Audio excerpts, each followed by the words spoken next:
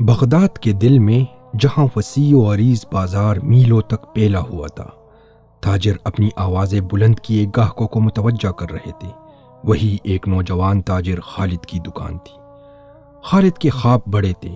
وہ چاہتا تھا کہ شہر کے امیر ترین تاجروں میں اس کا نام ہو، قافلوں کا مالک بنے، جو دور دراز علاقوں میں ریشم، مسالے اور خوشبوئیں بیچے اور امیروں کے دربار تک اس کا سامان پہنچے۔ مگر ایک مسئلہ تھا، خالد ہمیشہ جلدی میں رہتا تھا۔ اسے یقین تھا کہ کامیابی کا راز تیزی میں ہے۔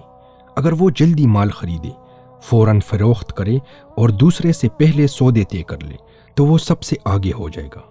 ایک دن بازار کے کنارے ایک بوڑھا تاجر ابو زید اپنی دکان کے سامنے بیٹھا خالد کو بازار میں جلدی جلدی کام کرتے ہوئے دیکھ رہا تھا۔ ذرا آرام سے نوجوان، ابو زید نے مسکرا کر کہا۔ دریا بھی سمندر تک پہنچنے میں وقت لیتا ہے، اتنی بھی کیا جلدی؟ مگر خالد نے اس کی بات کو نظر انداز کرتے ہوئے کہا، قسمت کسی کا انتظار نہیں کرتی۔ وہ تیزی سے آگے بڑھتے ہوئے جواب دے رہا تھا، مگر قسمت ہمیشہ جلد بازوں پر مہربان نہیں ہوتی۔ ایک دوپہر جب خالد اپنی کمائی گن رہا تھا، ایک خوش لباس تاجر عمر اس کے قریب آیا۔ خالد، میں تمہارے لیے ایک ایسی پیشکش لایا ہوں جو تمہیں راتوں رات امیر بنا دے گی۔ عمر نے سرگوشی کی۔ خالد کی آنکھیں چمک اٹھی۔ جلدی بتاؤ، کیا بات ہے؟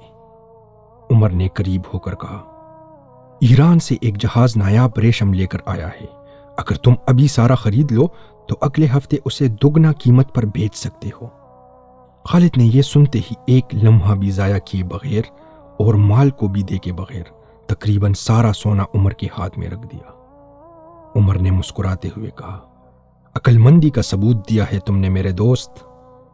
یہ کہہ کر وہ چل دیا۔ مگر جب خالد نے ریشم کی گٹریاں کھولی تو اس کے چہرے کا رنگ اڑ گیا۔ سارا سامان نقلی تھا، عام سا کپڑا جسے قیمتی دکھانے کے لیے رنگ دیا گیا تھا۔ وہ دھوکہ کھا چکا تھا۔ اس کا دل دھڑکنے لگا۔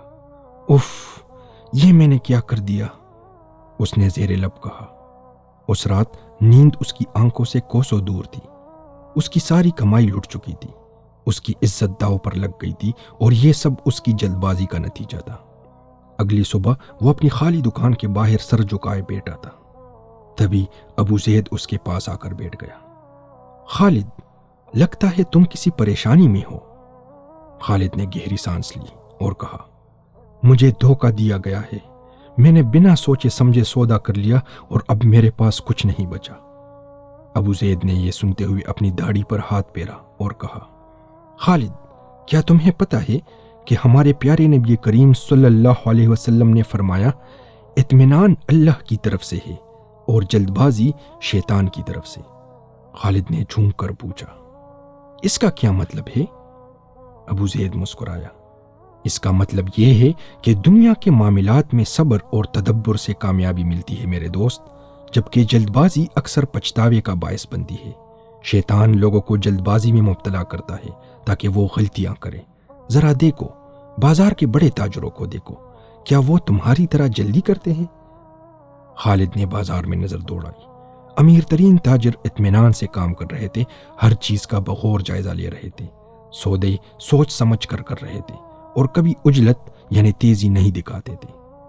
ابو زید نے اپنی بات جاری رکھی، اگر تم نے ذرا ٹھہر کر مال کی جانچ کر لی ہوتی، کچھ سوالات پوچھ لیے ہوتے یا کسی سمجھدار تاجر سے مشورہ کر لیا ہوتا تو یہ نقصان نہ ہوتا، مگر تمہاری جلد بازی نے تمہیں اندھا کر دیا۔